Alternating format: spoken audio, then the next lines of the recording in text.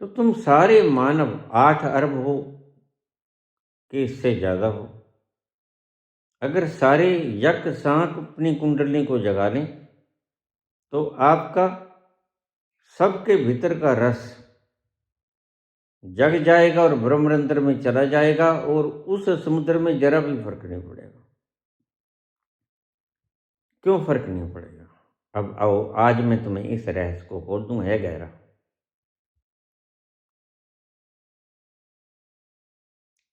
समुद्र में से रस जाएगा तुम्हारे सहस्रार में और सभी की कुंडली जग गई। तो समुद्र में से रस गया हमारे ब्रह्मरंध्र में, सहस्रार में।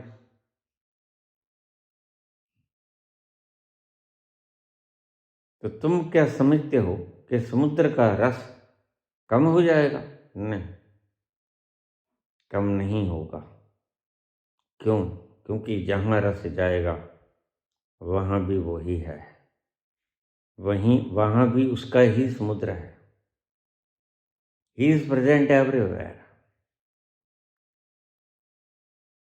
एक समुद्र वो जहां से उठेगी शक्ति, कॉन्शियसनेस, और पहुंचेगी ब्रह्मरंध्र, लेकिन वह भी परमात्मा का ही फैलाव है।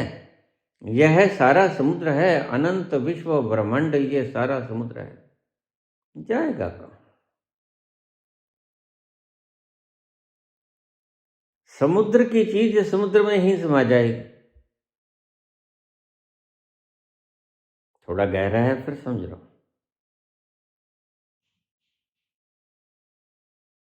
तुम्हारी कुंडलिनी का फ्यूज लगा है उस आनंद के समुद्र के साथ, ओशन ऑफ लव। वहां से जब कुंडलिनी जगेगी तो रस लेगी उस अमृत के सरोवर से। ठीक, वह रस जाएगा तुम्हारे ब्रह्मरंध्र में और तुम निहाल हो जाओगे। तो जरा सोचो, जिस ब्रह्मरंध्र में जाएगा क्या वह परमात्मा नहीं है? वहां उसका ओशन नहीं है? वहां भी तो ओशन है उसका। मुझे लोग पूछ लेते हैं, बाबा आपकी मूर्ति बनाओ। उस मूर्ति में आप समा जाएगी आपकी चेतना, तो आप हमसे संपर्क कैसे कर पाओगे? क्योंकि वहां भी समुद्र है। मैं वहां के समुद्र में समा जाऊंगा, यह मेरी मर्जी है। इस मुक्ति का यही अर्थ होता है। यद्यपि यह समझ में आएगा नहीं, लेकिन आपको इशारा जरूर मिलेगा।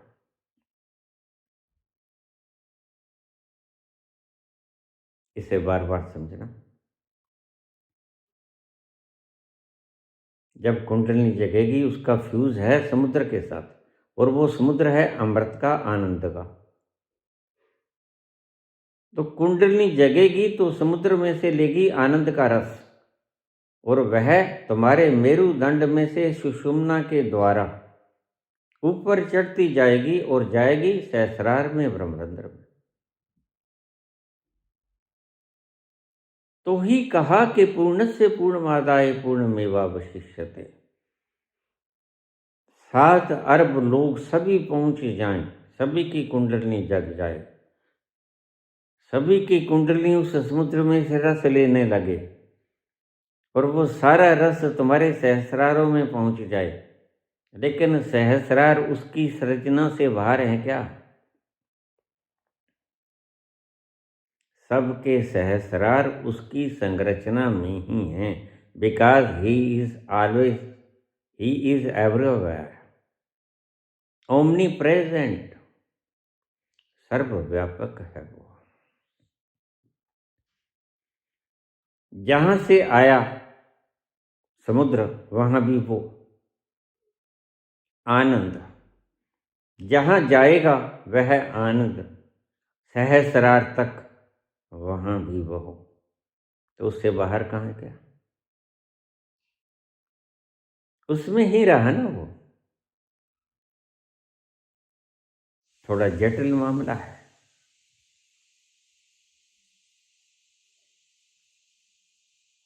अजी रूठे उठ कर अब कहाँ जाइएगा, अजीर उठ कर अब कहाँ जाइएगा, जहाँ जाइएगा हमें आइएगा, अजीर उठ कर अब कहाँ जाइएगा। कहाँ जाओगे? जहाँ जाइएगा हमें पाइएगा।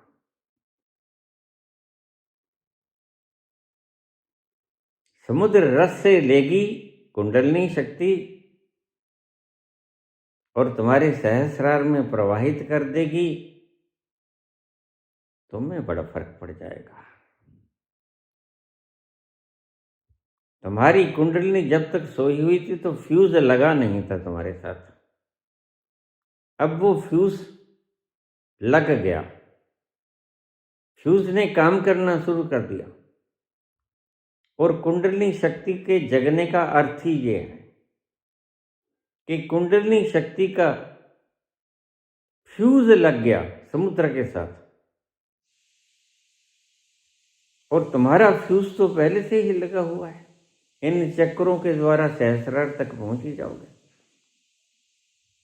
ये जो चक्र हैं ये पहले से ही बने हैं तुम्हारे, और कुंडलनी के पास एक फ्यूज है। वह जो बल खाई कुंडलनी है वह सीधी हो जाएगी, फ्यूज लग गया। टेढ़ी तारों से फ्यूज लगता नहीं। कुंडलनी का फ्यूज टेढ़ी तारों से लगता नहीं। आप भी फ्यूज लगाते हो तो तार सीधी होती है ना। इस कुंडलनी के बलों को सीधा करना है। बल कैसे सीधे होंगे? जब कुंडलनी जगेगी अपने आप ही सीधे हो जाएंगे। सहस्रार में से शक्ति लेगी और वहां की शक्ति कभी खत्म नहीं होती, क्योंकि वह अनंत समुद्र है and he is present everywhere. वह सर्वव्यापक है।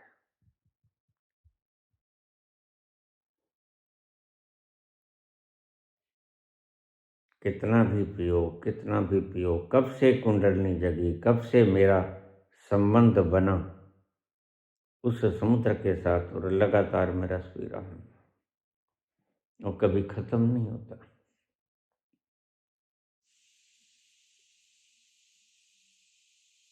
मैं आनंद में रहता और वह आनंद कभी कम नहीं होता। शरीर के तंतु थक जाते हैं, विश्राम मांगते हैं, लेकिन आनंद का वह सहस्रार हजार पंखड़ियों वाला सदा आनंदित रहता है। इसलिए शब्द बोले गए, सदा दिवाली सादगी और आठों पहर आनंद। वह 24 घंटे आनंद में रहता है। वह कनेक्शन जुड़ गया, प्रवाह हर वक्त चलता रहेगा। तुमने जब उससे काम लेना ले लो। अब शायद समझ आएगा कुछ लोगों के। तुम्हारा फ्यूज लग गया ट्रांसफार्मर से, तुम्हारे घर का सारा फ्यूज लग गया। जरूरी नहीं है कि तुम पंखा चलाओ ही, जरूरी नहीं कि सर्दी में तुम एसी चलाओ, सर्दी में हीटर चला लो।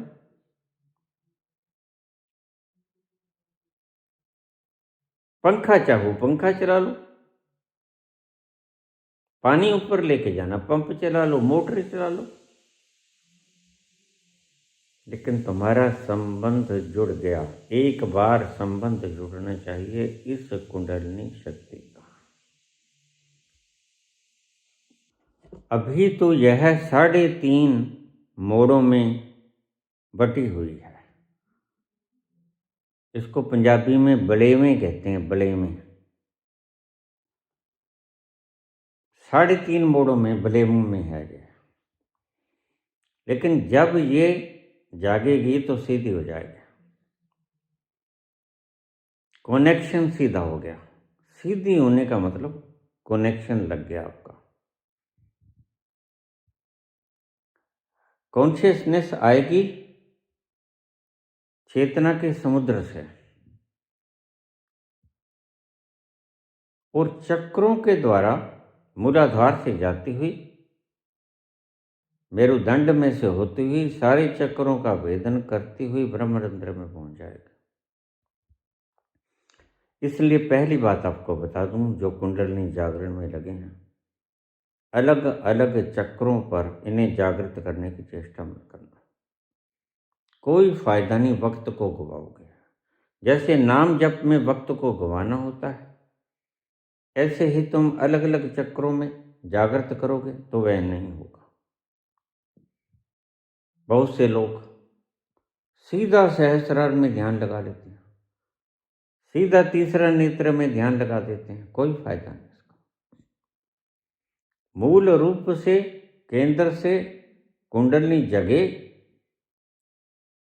इसके बले में सीधे हो जाएं तो कनेक्शन जुड़ गया। और इतनी शक्तिशाली होती है यह चेतना। और देखिए, बहुत से लोग भ्रम करते हैं कि चेतना के विस्फोट से कुछ भी हो सकता है। कुछ नहीं होता। आनंद का घनत्व आपको कोई नुकसान नहीं पहुंचाता। आनंद का घना होना आपको सिर्फ ज्यादा मस्त कर देगा और कुछ नहीं करेगा। बैड इफेक्ट इसका कोई नहीं होता। ये डराते हैं लोग। जैसे परमात्मा के नाम पर आपने डराना शुरू किया लोगों को, वह तुम्हें दंड देगा, वह ये करेगा, वह वो करेगा। यहूदियों को किताब में लिखा कि मैं बड़ा क्रोधी हूं, मैं जला दूंगा, भस्म कर दूंगा, मैं इतना दर्द दूंगा तुम्हें, तुम तड़पोगे। यह यहूदियों की किताब में लिखा है। नहीं, परमात्मा प्रेम का सागर है। और ईसा यहूदी ही तो थे। जीसस क्राइस्ट से पहले कहाँ था ईसाई धर्म? वह यहूदी धर्म में पैदा हुए। यह तो क्रूसिफाई के बाद, ईसा की शहादत के बाद ईसाई धर्म जन्मा। उससे पहले तो यहूदी धर्म था। और उसने बिल्कुल यहूदियत से अलग, नहीं विद्रोही, उलट, उसने कहा नहीं, वह क्रोधी नहीं है, बहुत प्रेम से भरा हुआ समुद्र है, उसमें क्रोध का तो एक कण का भी नहीं है। वह तो प्रेम का अथाह अगाध समुद्र है। उससे डरो मत, मैं उसका प्रिय पुत्र हूं। बिल्कुल यहूदियत में जन्मे और यहूदियत से बिल्कुल उलट शब्द बोले। यहूदी कहते हैं वह बड़ा क्रोधी है,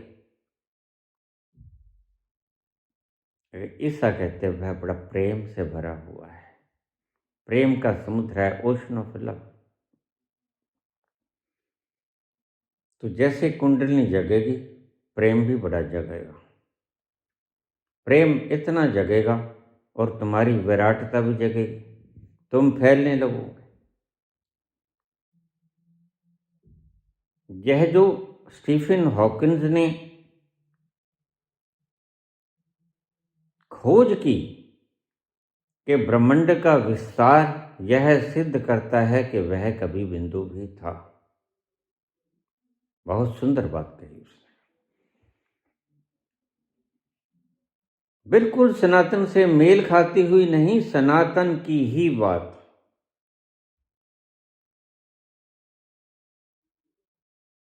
ब्रह्मांड का फैलना इस बात का सबूत है, इंगित करता है कि ब्रह्मांड किसी वक्त एक कण भी था, बिंदु भी था। यही सनातन में लिखा है। और बिंदु था तो फैलता चला जाएगा, फैलता चले जाएगा, फैलता चले जाएगा। फिर उसको हम, उसके बाद क्या होगा? प्रलय। प्रलय में ये सारा फैलाव बिंदु रूप में फिर आ जाएगा। इसे ही उत्पत्ति और प्रलय कहते हैं। जब ब्रह्मांड फैला तो उत्पत्ति, जब ब्रह्मांड का विनाश हो जाएगा प्रलय हो जाएगी, वह बिंदु रूप में आ गया। इसे तुम्हारी बुद्धि समझ नहीं सकेगी। ताकि गल्लां कथिया ना जाए, उसकी बातें कही नहीं जाती। जे को कहे पाछे पछताए। जो कोई कहता है वह बाद में पता चलता है कि मैंने गलत कह दिया। कह तो देते हैं हम प्रेम से, करुणा से, लेकिन बाद में हमें पता चलता है कि वो कहा नहीं जा सकता। ही cannot be explained, he cannot be described. उसकी उपमा भी नहीं होती, उसकी डेफिनेशन भी नहीं होती। ही कैनॉट बी डिफाइंड, क्योंकि उसकी उपमा करने के लिए दूसरा होना चाहिए ना। दूसरा तो कोई है ही नहीं, है ही वो एक।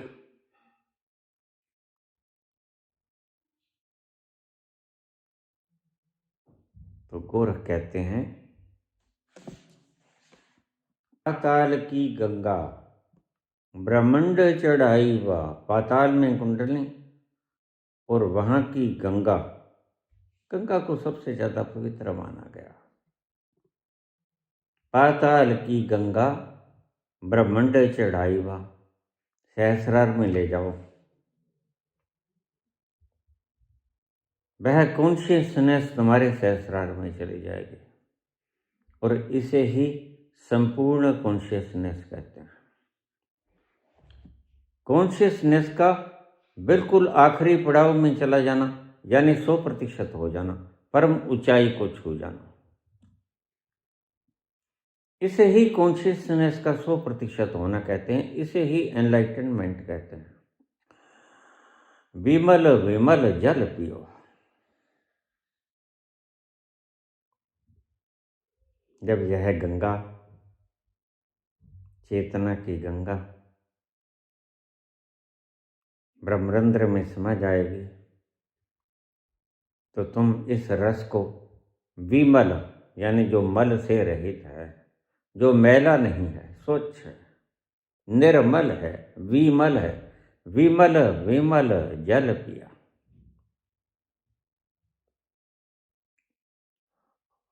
उस रस को, उस आनंद के रस को, उस आनंद के जल को, जो मैला कुचैला नहीं है, तुम जिसे रस समझते हो वह मैला है, वह शुद्ध नहीं है। शुद्ध जो पीना है वह तो वो रस है जो तुम ब्रह्मरंध्र में जाके पियोगे, और वो उठेगा पाताल से और जाएगा आकाश में, ब्रह्मांड में। विमल विमल जल पिया, यह आखिरी पड़ाव है। मंजिल मिल गई। अब उस मैल रहित जल को, ठंडे जल को बड़ी प्यास लगी थी, जन्म जन्म की प्यास थी तुम्हें। इस मल रहित जल को, शीतल जल को तुम खूब पियो, इसमें स्नान करो। तीर्थ नावा जे तिस पावै। इस जल में, इस तीर्थ के जल में तो मैं स्नान करूं अगर उसकी इच्छा हो। उसकी इच्छा के बिना तुम सिर्फ अहंकार पाल सकते हो। और देखो कैसे कैसे मूर्ख लोगों ने जन्म लिया इस धरती पे, और हम उन्हें पहचान नहीं पाए।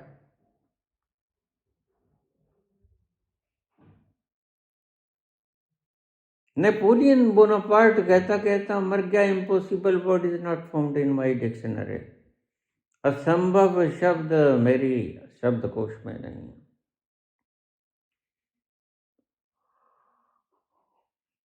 मृत्यु को टालना उसके लिए असंभव ना हो सका।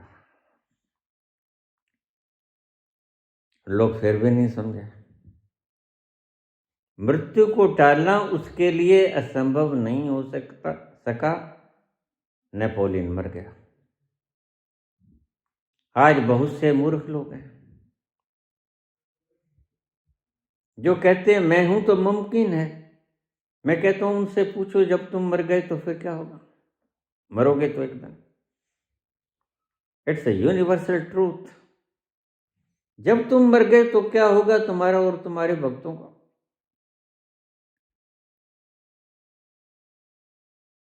कहां से लाओगे फिर? ऐसी मूर्खता भरी बातें मत किया करो। ऐसी मूर्खता भरी बातें तुम्हारे पीछे लगे हुए लोगों की विवशा ग्रंथियों को विकृत कर देते हैं। यह लोग न घर के रहेंगे न घाट के, रहे ही नहीं रहेंगे क्या? न खुदा ही मिला न वसाले सनम, ना इधर के रहे ना उधर के रहे। इन्हें कुछ भी नहीं मिलेगा। तुम इनकी विवशा ग्रंथियों को इतना विकृत कर जाओगे कि यह विमल विमल जल पिया, यह उस शुद्ध जल को कभी पी नहीं सकेंगे। कचरा भर गए तुम और तुम विदा हो जाओगे। कौन बचा है यहाँ? न कोई रहा है न कोई रहेगा, न कोई रहा, न कोई रहा है न कोई रहेगा, न कोई रहा है। नहीं, ढाई नहीं होता इसका। ढाई कुंडली के ढाई मोड़ नहीं होते, 3.5 मोड़ होते हैं। जो लोग ढाई मोड़ कहते हैं उन्होंने या तो देखा नहीं, या उसकी आनंद की हड़बड़ाहट में वो इतना रस पी लिया उन्होंने कि उन्हें समझ नहीं आया। क्योंकि समझ खो जाती है वहां जाके, मस्त हो जाती है, शुद्ध बिसर जाती है। शुद्ध बिसरा गयो मोरी रे,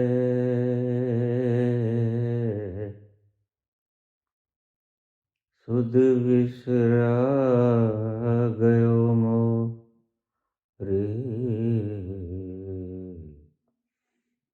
वो काला एक बांसुरी वाला।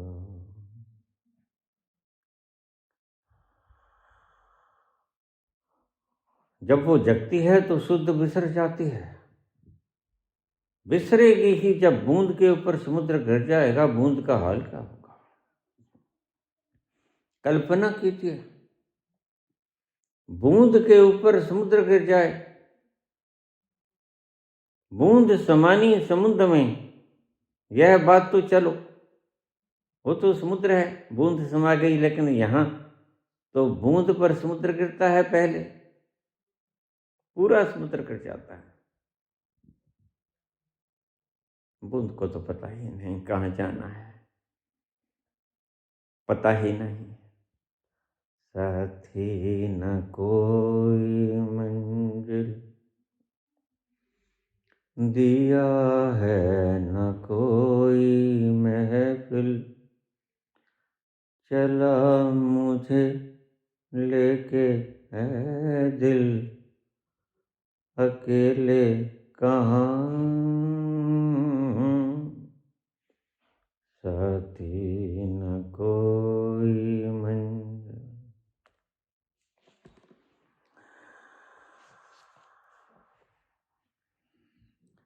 अदेखी देखीबा देखी विचारिबा, अधिसेटी राखीबा चिया। जो आंखों से देखा नहीं जाता उसको देख लो, और देखकर फिर उसे विचारो, यानी बांट दो। बांट कर अटी से धी राखी व चिया, और उसको अपने हृदय में बसा लो। बोलने में आता है लेकिन बसाना नहीं पड़ता, वो बस जाता है। कुछ नहीं करना पड़ता, सिर्फ मूर्तवत बैठना होता है। यह जो मूर्तियां बनाई गई मंदिरों में, यह इंगित थी इनकी बातों का कि ऐसे बैठ जाओ जैसे मूर्तियां हैं, तुम पहुंच ही जाओगे वहां। लेकिन हमने उनकी पूजा करनी शुरू कर दी, हमने उसकी आरती उतारनी शुरू कर दी, हमने षोडशोपचार पूजन करना शुरू कर दिया।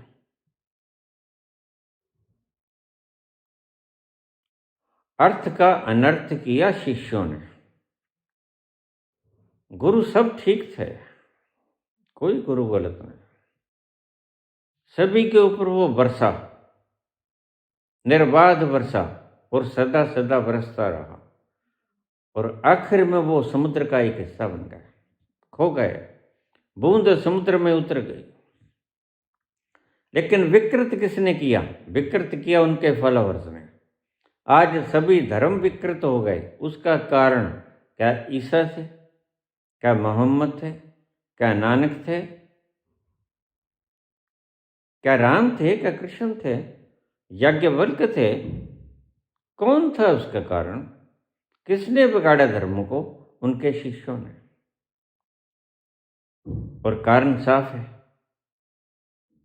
क्योंकि वो पहुंचे नहीं, और जो पहुंचा नहीं वो अज्ञानी तो रहेगा, और जो अज्ञानी रहेगा वो ज्ञान की बात को बोलेगा कैसे? वह शब्दों में अपनी अज्ञानता को ही परिभाषित कर देगा।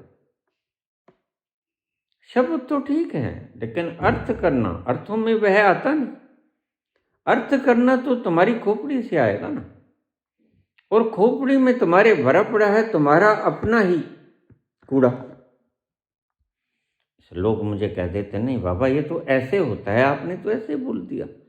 मैंने कहा तुमने कैसे जाना? कहते फला ग्रंथ में लिखा। मैंने कहा उस ग्रंथ को आग लगा दो। क्यों बाबा? कहा खुद तुम अपने ही ग्रंथ के भीतर उतरो। जिसने बोला उसने अपने ग्रंथ के भीतर जाके बोला, तुम उस ग्रंथ को पढ़ के क्यों बोल रहे हो? उसने तो रोटी खा के प्यास बुझाई, तुम रोटी रोटी करके प्यास बुझाना चाहते हो, भूख मिटाना चाहते हो। यही तो कह रहे हैं प्रेमानंद जी महाराज। और कल मैंने सुना उनका प्रवचन, वो कह रहे थे कैसे इरेक्शन करना है। अब देखो इन बातों पे आ गए। जिसके ज़्यादा फॉलोअर्स हो जाते हैं, यह दुकानदार लोग उसका लाभ उठाना शुरू कर। मेरे पास बहुत से लोग आए, बाबा अपनी आवाज़ दे दो हमें। मैंने कहा तुम्हें मैं अपनी आवाज़ कैसे दे दूं? How it can be possible? बाबा हमारी मसूरी कर दो एक बार, अपने शब्दों में बोल दो। मैंने कहा मुझसे ये झूठ ना हो सकेगा, तुम किसी और को खोजो, तुम किसी बड़ी सेलिब्रिटी को ले लो, जिसका नाम है तो वो झूठा पता ही है। अन्यथा नाम कौन कमाता है? जब बंदा ही ना रहा तो नाम क्या क्या करोगे? नाम तब तक ही सार्थक है जब तक बंदा जीवित है। बंदा गया तो साथ में नाम भी गया। तुम भूल जाते हो 10-20 दिन 50 दिन तुम थोड़ा दुनिया की नज़रों से परे हट कर देखो, दुनिया तुम्हें भूल जाती। इसलिए तो रोज याद कराते हैं टेलीविजन, सुबह सुबह इस मनहूस की शक्ल दिखा देते हैं। भूल ना जाओ इसे। और लोग माथा पीट लेते हैं। कब तक देखते रहेंगे एक ही व्यक्ति को? हमने क्या बिगाड़ा था परमात्मा तेरा? एक व्यक्ति बोल रहा था अपना माथा ठोक रहा था। मैंने कहा क्यों माथा ठोक रहा है सुबह सुबह? कहता क्या करूं, सुबह टेलीविजन खोला था वो दुष्ट फिर सामने आ गया, माथे लग गया, और उसके माथे लगने से काम शुद्ध होता नहीं। मैंने कहा उनकी भी छाती देख जो रहते ही इसकी जद में है। कहता है इसीलिए तो वो निर्भाग हैं, दुर्भाग्य है उनका, जो परमात्मा ने इससे बड़ा दंड और क्या दे सकता है परमात्मा। सुबह सुबह इनके दर्शन करने मिल जाएं, इससे बड़ा दुर्भाग्य और क्या हो सकता है। पत्थर की मूर्तियां इसलिए बनाई गई थी, दो तीन कारण थे। एक तो तुम्हारा भीतर बिल्कुल पत्थर की मूर्ति की तरह अकंप है, कंपता नहीं।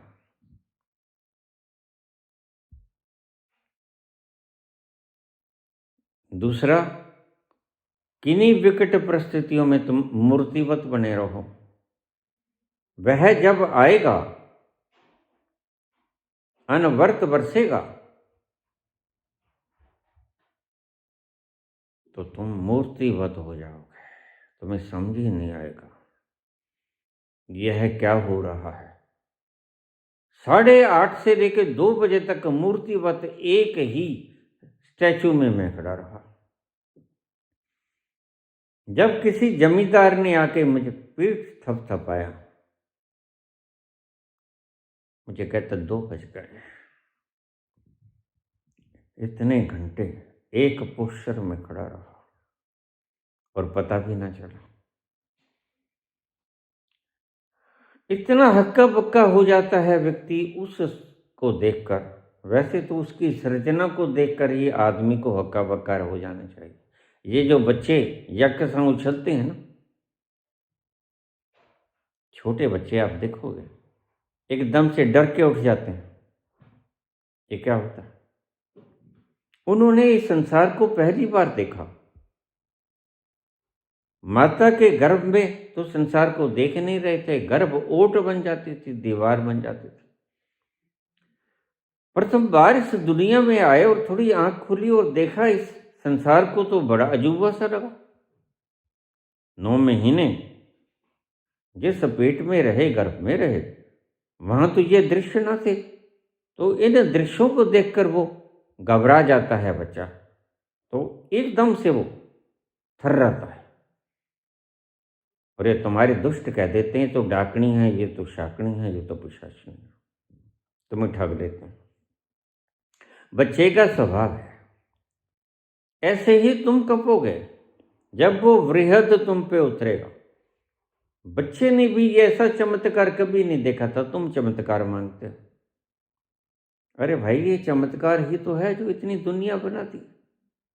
भीतर जाके तुम पाओगे, अपने असली अस्तित्व में जब उतरोगे, अपने असली फैलाव में जब तुम जाओगे, तो तुम देखोगे कि वास्तव में मैं कौन हूं।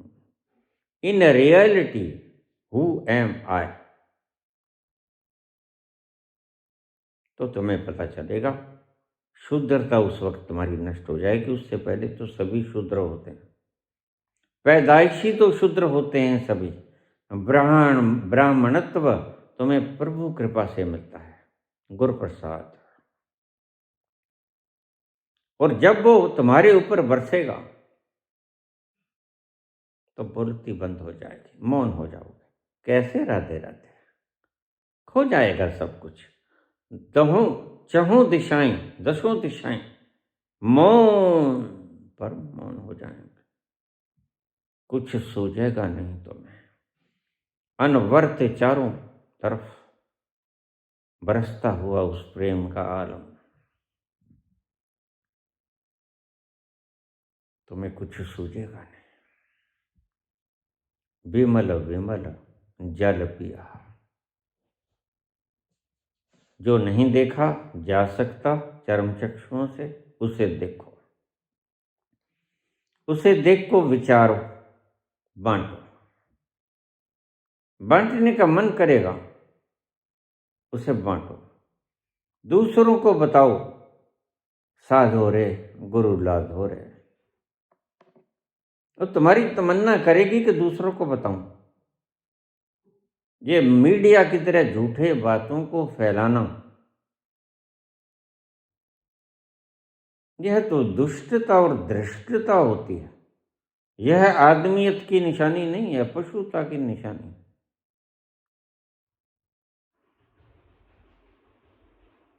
जैसे बोला माखन सा लुभाना, साधो रे गुरु लादो रे। मिल नहीं रहा था गुरु, नकली नकली बैठे थे, मैं गुरु मैं गुरु।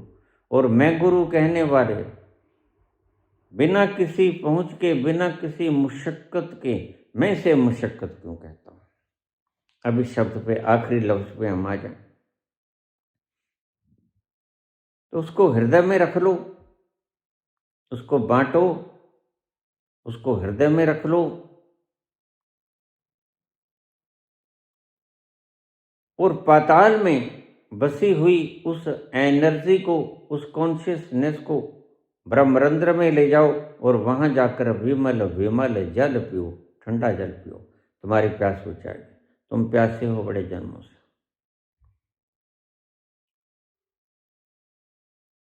मैं क्यों कहता हूं कि इससे बड़ी मुशक्कत कोई है ही नहीं।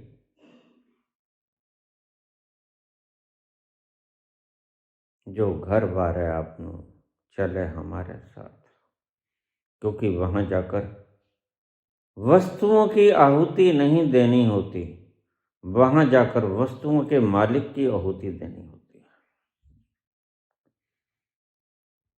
तुम हवन में हवन सामग्री डाल सकते हो, चंदन डाल सकते हो, घी डाल सकते हो और बड़ी महंगी महंगी केसर कपूर डाल सकते हो, लेकिन तुमने कभी अपना अहंकार नहीं डाला इस अग्नि में।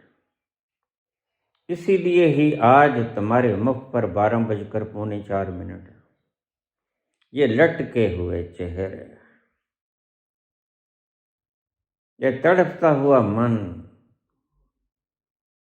तुम क्या समझते हो कि हम सेठ हैं तो बड़े हो गए? नहीं नहीं, यह तुम्हारे तड़पन का लक्षण है जो बाहर से दिखता है। ये जो तुम 10 बार सूट और साड़ी बदल लेते हो, ये क्या समझते हो तुम्हारी अमीरी का प्रमाण है? नहीं, तुम्हारी दरिद्रता का प्रमाण है। तुम दरिद्रता को ढांपना चाहते हो, जैसे बुरी चीज को तुम ढांप देते हो। गोबर के ऊपर तुम सेंट छिड़क लेते हो ताकि दुर्गंध ना आए।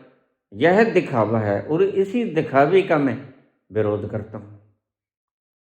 क्यों? क्योंकि दिखावा तुम्हें असलियत की तरफ जाने में बाधा बन जाता है।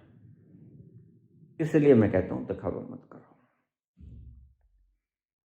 मैं क्यों कहता हूं कि मुशक्कत है सबसे बड़ी है? क्योंकि वहां जाकर सामग्रियां काम नहीं करती, वहां जाकर तुम्हारा सामग्रियों का मालिक यानी तुम्हारा अहंकार ही आहूत करना होता है। और यह सबसे मुश्किल से कठिनतम काम है। तुम डरोगे, तुम कंपोगे, तुम्हारा अस्तित्व हिलेगा, तुम्हारी जड़ें हिलेंगी। यह सब तूफान आएगा, तुम्हारा रोआ रोआ कंप जाएगा, क्योंकि तुम मरना नहीं चाहते। बस इस बात को याद रखना। जिसने मरने को अपना लिया, जिस मरने से जग डरे, मेरे मन आनंद। संत इस मरने में से गुजर जाता है, कंपन उसे भी आता है। वह भी तुम्हारे जैसा ही था, लेकिन उसने स्वीकार कर लिया कि ठीक, ऐसे ना मरेंगे तो मौत तो मार ही देगी।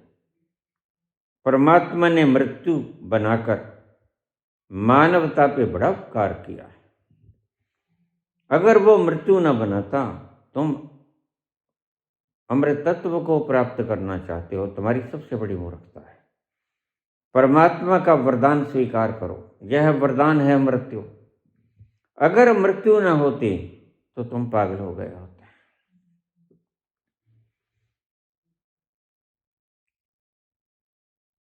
मरोगे तो वैसे भी। इतनी बात तुम्हें इतनी छोटी सी उम्र में समझ नहीं आती। 100 साल की कोई उम्र होती है?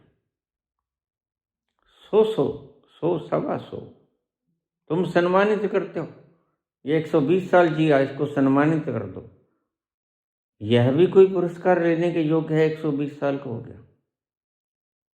अरे पुरस्कार लेने के योग्य वो व्यक्ति है जिसने समझ लिया कि मैं कभी मरता ही नहीं। 120 साल क्या, मैं कभी नहीं मरूंगा। I am immortal. जिसने यह जान लिया वह पुरस्कार के योग्य है, और याद रखना वो तुम्हारा पुरस्कार कभी लेगा नहीं। क्योंकि जिसने ये जान लिया कि मैं न मरूं मरे संसारा, मोहे मिला जलावन हारा, वह तो विराट को छू गया, वह तो अनंत में समा गया, उसकी तो और शोर बाउंड्री कोई बची ही नहीं, वह तो सीमा विहीन हो गया, वह तो लिमिटलेस हो गया। वह तुम्हारे पुरस्कारों को क्यों लेगा? ये कागज के पुरस्कार, भारत रत्न, ये क्यों लेगा? पागल हुआ है क्या? बाहर के कागजों के पुरस्कारों को वही व्यक्ति चाहेगा जिसको भीतर का वह परम पुरस्कार नहीं मिला। जिसको भीतर का परम पुरस्कार मिल गया वह तुम्हारे पुरस्कारों की कभी उम्मीद भी नहीं करेगा, और कोई ऐसा काम भी नहीं करेगा जिससे तुम उसे पुरस्कार दो। और अगर कोई ऐसा काम कर भी गया तो वह पुरस्कार नहीं लेगा। कहाँ ली महात्मा गांधी ने गद्दी?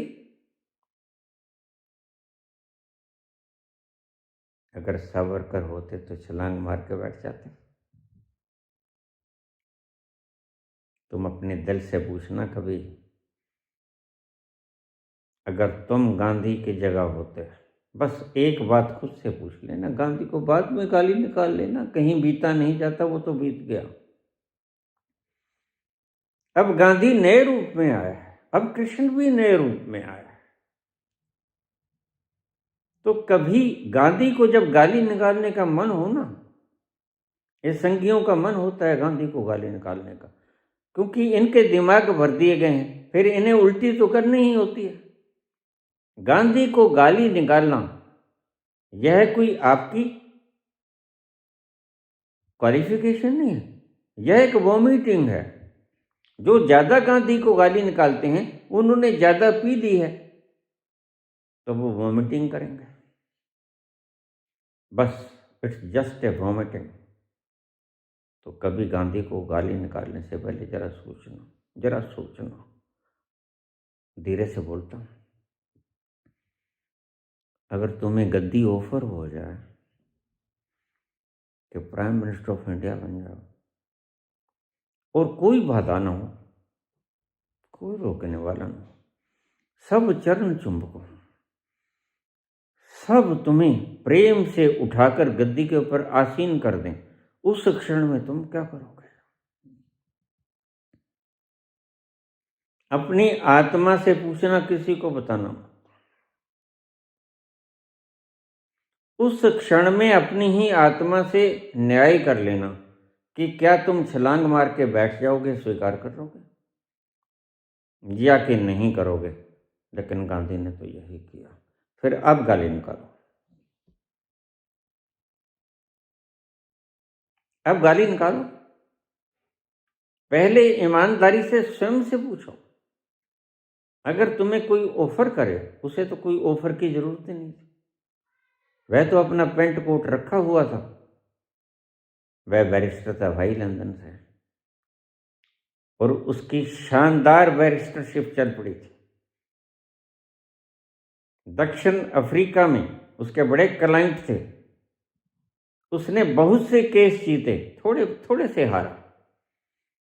37 केसों में से वह मात्र 3 केस हारा, 34 केस जीते उसने। इतनी शानदार बैरिस्टरशिप थी। जब गोपाल कृष्ण गोखले का खत गया, आगू कोई नहीं है और आगू के बिना कभी कोई क्रांति होती नहीं, आगू चाहिए हमें, आगू कोई है नहीं, तुम आ जाओ, तुम्हारी जरूरत है। उसे बुलाया गया था जैसे गंगा माँ ने बुलाया था मोदी जी को, ऐसे ही बुलाया गया था उसे।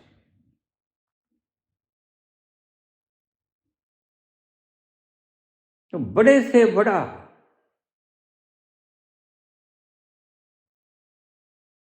त्याग है, ये तपश्चर्या है, ये अपने आप को आहूत कर देना उस हवन की यज्ञ में।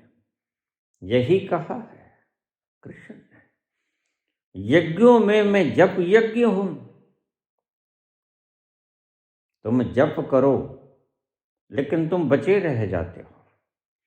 जप करने के उपरांत भी तुम बचे रह जाते हो। तुम कहते हो मैंने 1 अरब जाप कर लिया, ये बैंक में जमा कर लो। अब तुम जप के मालिक हो गए। पहले तुम खजाने के मालिक थे। पहले तुम 5-4 लाख एकड़ जमीन के मालिक थे, धन के मालिक थे, गनियों के मालिक थे। अब तुम जप के मालिक हो गए, लेकिन मालिक तो बने रहे ना। इस मलकियत को ही खत्म करना है, मालिक को ही झोंक देना है। तुम सामग्रियों को झोंकते हो। मैं कहता हूं सामग्रियों को तो चाहे ना झोंको, इनका क्या कसूर है बेचारों का। सामग्रियों के मालिक को झोंक दो, वो तुम करोगे नहीं। और वह विमल विमल जल पिया, वो नहीं पियो सकोगे। वो फिर मुश्किल हो जाएगा, फिर मुमकिन नहीं होगा, फिर मुश्किल हो जाएगा।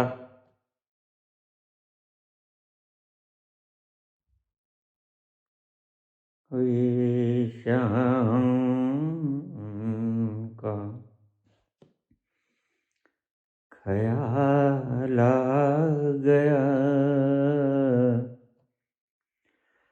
हुई शाम का ख्याल आ गया, वही जिंदगी का सवाल आ गया, वही जिंदगी का सवाल आ गया। हुई शाम का ख्याल आ गया।